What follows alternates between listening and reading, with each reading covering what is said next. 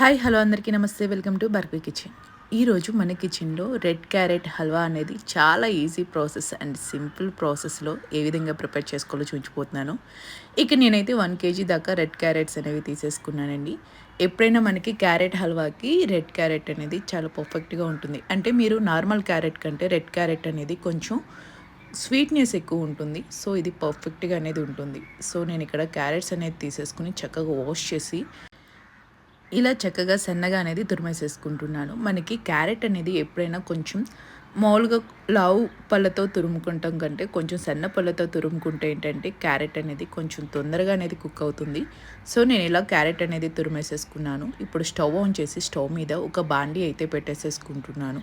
నేను ఇక్కడ తీసుకున్న క్యారెట్ అనేది మొత్తంగా ఇలా అయితే తురిమేసేసుకున్నానండి. ఇక నేను 1 కేజీ దాకా క్యారెట్ చక్కగా ఇలా తురిమి చక్కగా పక్కన పెట్టేసేసుకుంటున్నాను. ఇప్పుడు స్టవ్ ఆన్ చేసి స్టవ్ మీద బాండి పెట్టేసేసుకున్నాను కదా, దానిలోకి నేను ఇక్కడ 2 స్పూన్లు దాకా నెయ్యి అయితే తీసేసుకుంటున్నాను. మనకి ఎక్కువ నెయ్యి కూడా పట్టదు, జస్ట్ 2 స్పూన్స్ నెయ్యి తీసేసుకుని నెయ్యి వేడెక్కాక దానిలోకి మనకి కావాల్సిన డ్రై ఫ్రూట్స్ అనేది వేయించేసేసుకోవాలి. ఇక్కడైతే నేను కాజు కిస్మిస్ అనేది వేయించేసేసుకుంటున్నాను. ఇంకా మీరు ఎక్స్ట్రా ఏదైనా డ్రై ఫ్రూట్స్ కావాలి వేయించుకోవాలనుకున్నా అవి కూడా తీసేసుకోవచ్చండి. ఇలా నేను డ్రై ఫ్రూట్స్ అనేది కొంచెం దోరగా అనేది వేయించేసేసుకుని మరొక బౌల్లోకి అయితే ఈ డ్రై ఫ్రూట్స్ అనేది తీసి పక్కన పెట్టేసేసుకుంటున్నాను. సో అదే నెయ్యిలో నేను ఇంకా వేరే నెయ్యి ఏమీ యూజ్ చేయట్లేదు. అదే నెయ్యిలో మనం తురుముకున్న ఈ క్యారెట్ కూడా వేసేసుకుంటున్నాను. ఇక్కడ మీకు కప్పు కొలత చూపిస్తున్నాను. మీకు ఇక్కడ నేను కేజీగా తీసుకున్నాను అని చెప్పాను కదా, ఇలా నేను కేజీగా తీసుకున్న క్యారెట్ అనేది తురుముకుంటే 5 కప్పుల దాకా అనేది వస్తుంది. సో నేను ఇక్కడ 5 కప్స్ దాకా నేను ఇక్కడ క్యారెట్ తురుము అనేది ఫస్ట్ నేతిలో అనేది వేయించేసేసుకుంటున్నాను. ఇలా నెయ్యిలో వేయించుకునేటప్పుడు ఎప్పుడైనా సరే లో ఫ్లేమ్లో ఉంచుకోవాలండి, హై ఫ్లేమ్ వద్దు. ఎందుకంటే క్యారెట్లో ఉండే వాటర్ కూడా చక్కగా మనకి బయటకు అనేది రిలీజ్ అవుతుంది. సో మీరు హై ఫ్లేమ్లో వేయించారు అంటే కనుక తొందరగా మాడిపోయే ఛాన్సెస్ ఉంటుంది.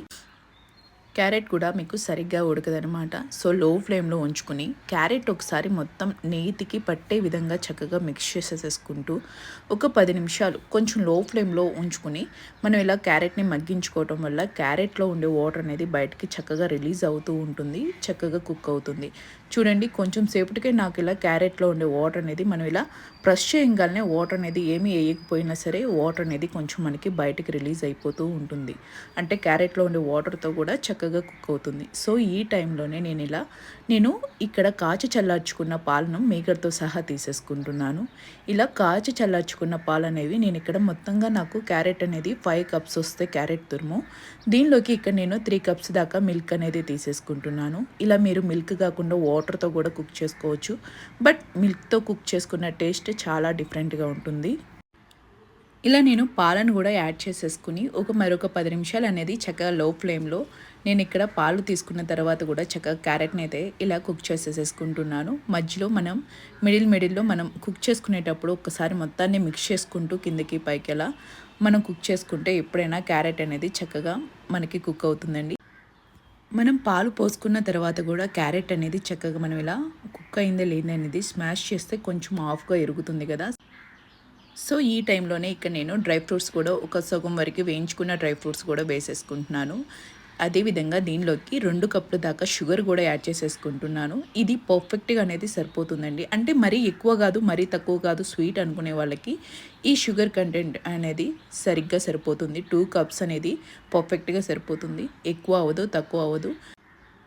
పంచదార పూర్తిగా కరిగిపోయాక దీనిలోకి అయితే నేను 1 స్పూన్ దాకా ఇలాచీ పౌడర్ కూడా తీసేసుకుంటున్నాను. అదేవిధంగా మీకు ఈ స్వీటే కాదు ఏ స్వీట్ చేసుకున్నా సరే పర్ఫెక్ట్గా ఒకటైతే చూస్తున్నాను. మీకు స్వీట్ షాప్లో స్టైల్ రావాలి అంటే కనుక దానిలోకి వంట కర్పూరం అని బయట అమ్ముతారు. సో ఆ వంట కర్పూరం అనేది కొంచెం జస్ట్ చిన్ని రజనంత వేసుకుంటే చాలండి. మంచి వాసనతో పాటు రుచి కూడా అదిరిపోతుంది. వంట కర్పూరం యొక్క గొప్పతనం అదే. షుగర్ తీసుకున్నాక హై టు మీడియం ఫ్లేమ్లో ఒక 5 మినిట్స్ అనేది చక్కగా కుక్ చేసేసుకుంటే మనం తీసుకున్న షుగర్ అనేది చక్కగా కరిగిపోయి మనకి క్యారెట్కి పాకానికి బాగా పడుతుందండి.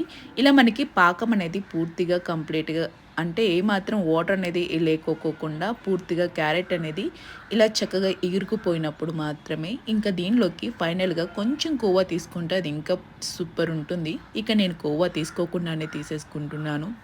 ఎంత ఈజీ ప్రాసెస్లో సింపుల్గా అయిపోతుందో క్యారెట్ హల్వా. డెఫినెట్గా ట్రై చేసి కామెంట్ మరి నా వీడియోస్ మీకు నచ్చితే please like, share and subscribe.